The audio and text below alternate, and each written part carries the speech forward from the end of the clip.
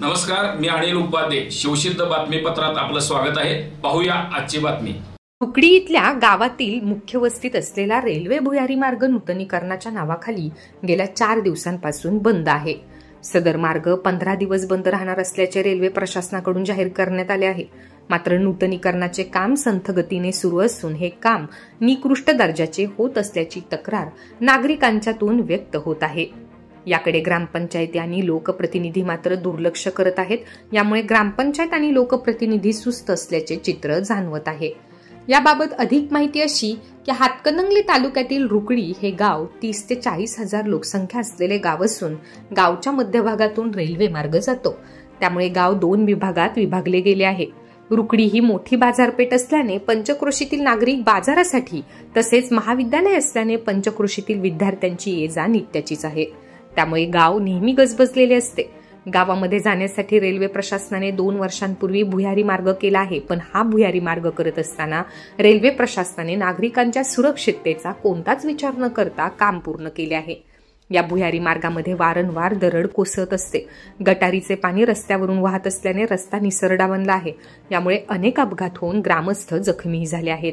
याबाबत नागरिकांनी रेल्वे प्रशासनाकडे आणि जिल्हा प्रशासनाकडे वारंवार तक्रार केली होती.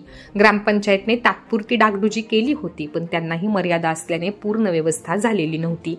आंदोलनाची दखल घेऊन रेल्वे प्रशासनाने भुयारी मार्ग दुरुस्तीचे काम हाती घेतले आहे. हे काम पूर्णत्वास येण्यासाठी 15 दिवसाचा कालावधी लागणार आहे. हा रस्ता वाहतुकीसाठी बंद करण्यात आला असून जाळी मारण्याचे काम सुरू झाले आहे. पण जाळीवर सिमेंटऐवजी क्रेशरचा वापर होणार असल्याची माहिती मिळाली असून हे काम निकृष्ट होण्याची शक्यता वर्तवली जात आहे. सध्या हे काम 2च कामगारावर सुरू असून या कामासाठी आणखी वेळ लागणार असून याचा प्रचंड मनस्ताप नागरिकांना सोसावा लागत आहे. या ठिकाणी बांबू बांधून रस्ता बंद करण्यात आला आहे. पण हे काम संत गतीने सुरू असल्याने नागरिकांच्या मधून संताप व्यक्त होतो आहे. तात्पुरती ये-जा करण्यासाठी पर्यायी मार्ग उपलब्ध असून याही मार्गावर एका खासगी व्यक्तीने अडथळा निर्माण केला आहे. याकडे ग्रामपंचायत प्रशासनाने आणि पदाधिकाऱ्यांनी सोयीस्कर दुर्लक्ष केले आहे. यावरून हे ग्रामपंचायत सुस्त असल्याचे चित्र जाणवत आहे. यातील अनेक ग्रामपंचायत सदस्यांचे पती ठेकेदार बनले असून त्यांच्याकडून गावच्या विकासाऐवजी स्वविकास होताना दिसतो आहे. ग्रामपंचायत आणि सामाजिक कार्यकर्त्यांनी सुरू असलेले काम चांगल्या पद्धतीने करून घेणे गरजेचे आहे. पण याकडे दुर्लक्ष होत असल्याने काम पूर्ण झाल्यानंतर निकृष्ट काम झाल्याचा ढोल वाजवण्यापेक्षा आताच जागे होणे हे नागरिकांच्या हिताचे आहे.